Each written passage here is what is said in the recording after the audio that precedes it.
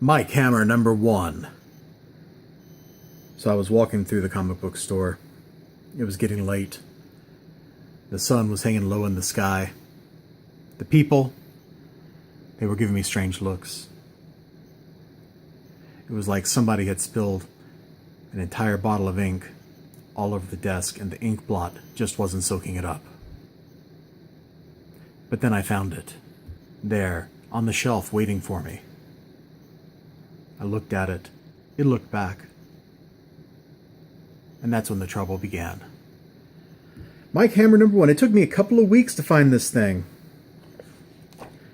And I was not disappointed. This is just some good old detective action. I ate this up with a spoon. Like this guy. It starts off, he's in the middle of like a chase. And then he confronts his employer at the time. When we skipped over that page, you should look at it for yourself. And then we get to the next case. He's got his secretary here, who also is a licensed PI. She's like, I got you a job. And it's at this, you're supposed to meet the guy at the casino owned by the guy who wants to kill you. And so he meets a lady. People try to kill the lady. He kills the people. Boom! It was great. I really enjoyed reading it. I had a ton of fun reading this. Now, a couple things that kind of strike me here. The woman's always in a red dress in these kind of stories. But this, like up here, look. Hard Case, maybe the best new American publisher to appear in the last decade. Hard Case Crime. Let's come down here. Titan Comics. I don't know. Is this like an actual book publisher and this is the licensor? I don't know. Maybe it says like on the stuff over here. The name Hard Case Crime and the Hard Case Crime logo are trademarks of Winterfall LLC. Hard Case Crime comics are produced with editorial guidance by Charles Ardai, without the express permission of Titan Comics. Okay, I don't know. I do know that I can do this and review it because that is protected by fair use. So, yeah, do your copyright notice.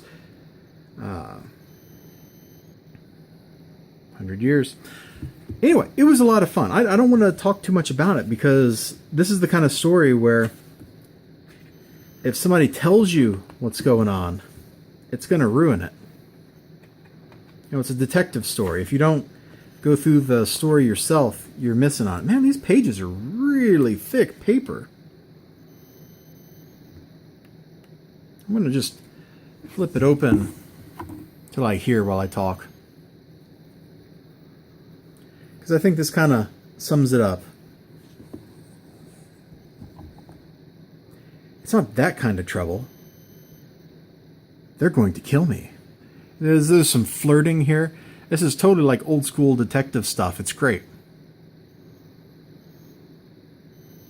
The whole thing is great. Now, some of the art, not so great. In fact, let me just slide over here. I think his face is totally inappropriate for the situation because he looks like he's smiling as he's about to shoot the bartender. Like, that's not threatening. To me, that doesn't feel threatening, and he needs to look threatening there. So there's some little stuff like that in the art I don't like. I've been starting to appreciate like facial expressions more, reading other comic books, and I think some of the work in this doesn't quite look right.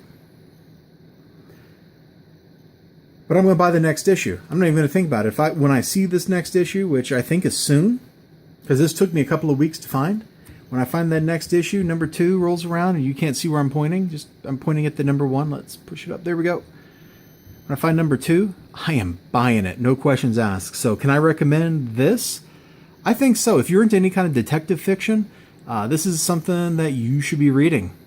And if you're not, I don't know that this is going to get you into detective fiction, but it might just do the trick. So you might want to pick it up in the store and flip through it real quick and see if you like it.